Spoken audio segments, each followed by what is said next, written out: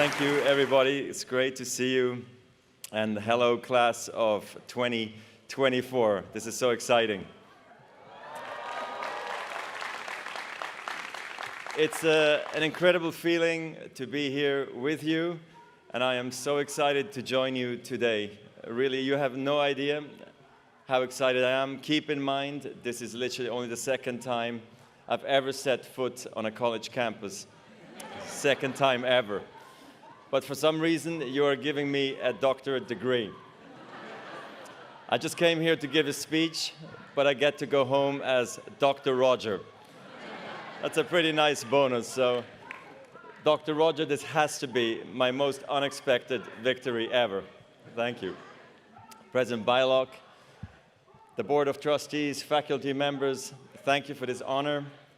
President Bylock, I'm incredibly grateful, and I'll try my best not to choke. I'm a little bit outside of my comfort zone today. This is not my usual scene, and these are not my usual clothes. Do you dress like this every day at Dartmouth? The robe is hard to move in. Keep in mind I've worn shorts almost every day for the last 35 years. I'm not a person who gives a lot of speeches like this. Maybe the worst, but an important speech was when I started on the Swiss national team. I was only 17 years old, and I was so nervous, I couldn't even say more than 4 words. Happy to be here. Well, here we are 25 years later, and I still feel a little nervous. But I've got a lot more than 4 words to say to you. Starting with, I'm happy to be here. Happy to be with you here on the green. As you might have heard, grass is my favorite surface. Big green, it must be destiny.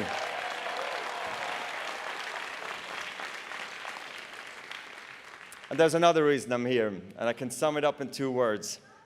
Beer pong. Or pong, as you call it, and I guess you can all call it what you like. I'm told Dartmouth invented it. Now this sport, wait, is pong a sport? It is? Okay. Or is it a way of life? Either way, Dartmouth is the Wimbledon of pong. And it's even raining, like in Wimbledon. So I'm glad to work on my shots with some of you. This past few days, I'm actually thinking about turning pro. But I know there's more to Dartmouth than pong. I've spent an amazing couple of days here, and you've made Hanover feel like home. The mountains here are exactly like the Swiss Alps, just shorter. But I'm loving it here. I got a chance to hit some balls with my kids at the Boss Tennis Center yesterday. I did a walk-'em. I got to climb the Baker Tower. I saw some incredible views and took my kids to see the Dr. Seuss books at the library. And of course, also I crushed some chocolate chip cookies from Foco. And I ate some EBA's chicken sandwich from Lou's. I've done it all. But there's another big reason I'm here. Tony G, class of 93. Are we wrapping now? Tony Gotzik is my business partner, my longtime agent, and one of my closest friends, and most important, the proud father of Isabella, class of 2024. From Tony and now Bea, I know how special this place truly is, and how loyal you are to each other, and how obsessive you are about this color, green. I was with their family, including Mary Jo and Nico, the day Bea got into Dartmouth. I remember how crazy happy she was. I saw a smile and a level of excitement on her face that I'd never seen before. But then I got here, and actually everybody is smiling like this. I can see how proud you are of this place and this moment. You've worked so hard to get here. I have huge respect for all of you, what you have achieved. And for the families and friends who have helped you achieve it, let's give them a big hand.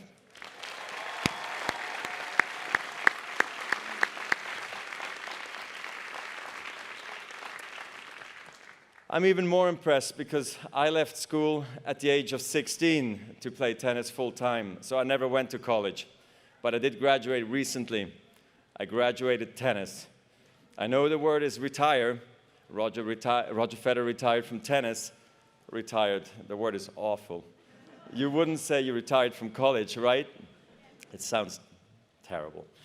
Like you, I've finished one big thing and I'm moving on to the next. Like you, I'm figuring out what that is. Graduates, I feel your pain. I know what it's like when people keep asking what your plan is for the rest of your life. They ask me, now that you are not a professional tennis player, what do you do? I don't know, and it's okay not to know. So what do I do with my time? I'm a dad first, so I guess I drive my kids to school. I play chess online against strangers. I vacuum the house. No, in truth, I'm loving the life of a tennis graduate. I graduated tennis in 2022, and you are graduating college in 2024. So I have a head start in answering the questions of what's next. Today, I want to share a few lessons I've relied on through this transition. Let's call them tennis lessons. I hope they will be useful in the world beyond Dartmouth. So here's the first. Effortless is a myth.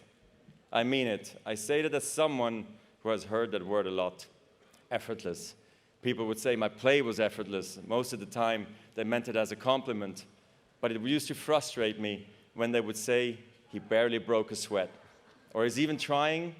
The truth is, I had to work very hard to make it look easy.